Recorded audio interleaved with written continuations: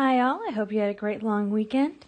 We're going to start out this week by talking about the equations of lines, which is going to be from chapter 1, section 10.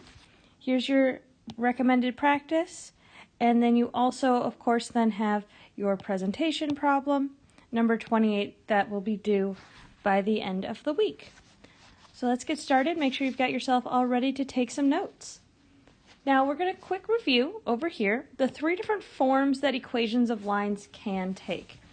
Now the first one is standard form, and this looks like ax plus by equals c.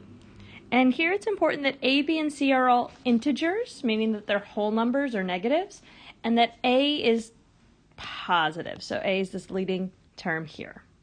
So hopefully that feels familiar. Slope-intercept is probably the one that most of you remember best.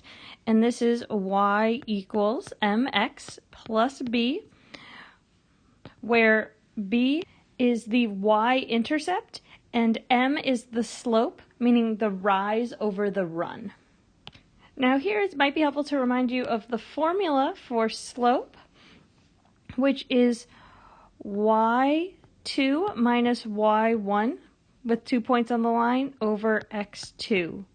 Whoop, not x squared, x2 minus x1. So this is helpful for slope if you're asked to just find the slope between 2 points.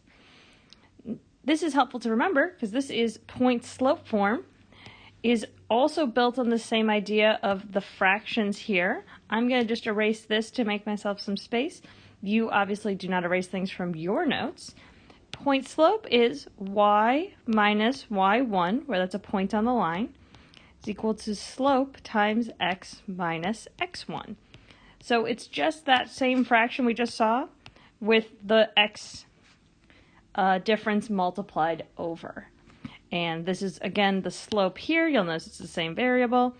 And then this is where x1, y1 is on the line. So 3 different forms to write it in. I'm not going to stipulate which one you have to use all the time, but I will occasionally tell you. And there's definitely ones where it will make the most sense. So in number 1, it says write the equations for the lines shown. And in this case, I think that for this first line here, it makes the most sense to use slope-intercept form because we can see on the graph very clearly we have our y-intercept here at -1. So that's our b value. And then our slope, we can count. We can say, okay, well, it's going down, so the slope is -1 over 1, and we end up back in the line. And we can see that this pattern is continued, down 1 over 1. So the slope is the rise, which is -1, over the run, which is +1. So therefore, the equation for this first line here, this slanted line, would be y equals -1 over 1 for the slope, x plus -1 for the b, using slope-intercept form. And then all we need to do is simplify the fraction here, and then the negatives here, and we end up with our final answer, y equals -1x, or just -x, minus 1. And that's our fully simplified form for that line. Now here, with number 1, we have a vertical line. So we're going to add in some extra notes here. If you have a vertical line, that will always take the form of x equals the number. And a horizontal line, if we had something like this, would be y equals a number. One other important thing to note here is that y equals could fit into this format, just where m is 0. So horizontal lines have a slope that's equal to 0. For vertical lines, this can't be written here because the y can't be 0. And so the slope of vertical lines actually does not exist because the run is 0 and we can't divide by 0. So one helpful thing to know is vertical lines, the slope doesn't exist. In this case, we know that it's going to be an x equals a number since it's a vertical line. If this is our x-axis, we have x is equal to 3 right here, which is in fact the equation of this vertical line. X equals 3.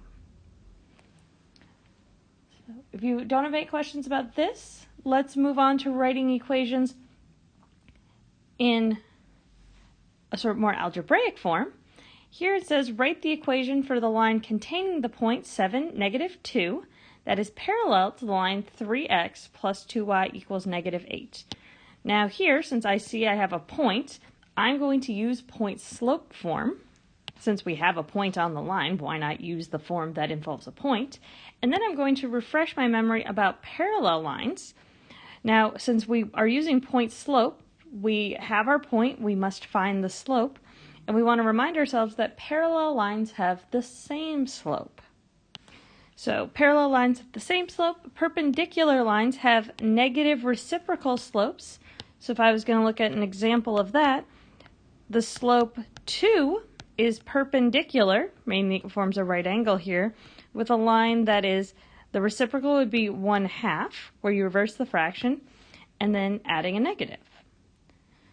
So now that we've reminded ourselves of these facts, we want to figure out the equation that passes through here that's parallel to or has the same slope as 3x plus 2y equals -8. So the first thing I'm going to do is find out what the slope of this line is by putting it into slope-intercept form.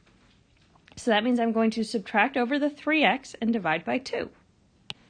Once we've solved this into slope-intercept form, we now can see that the slope here, that multiple of x, is -3/2. So we can find our point here, and we now have our slope, and we just want to plug it into the point slope formula. So we have our formula. I'm going to start by plugging in my x and y coordinates from over here. The x is the first one, so it's 7, meaning that I will replace x1 with 7, and I will replace y1 here with -2. Then finally, I will replace the slope with the slope of the parallel line, since they are the same, and say the slope is -3/2. Just like the last problem, we are going to have to simplify, so the two negatives become y plus 2 equals -3/2 times x minus 7. And there's your answer in point slope form. Again, if you wanted to keep solving, distribute the slope, turn it into slope intercept form, or anything else, you absolutely can. If you have questions, please leave them in the comments or make an appointment, and I'll talk to you later.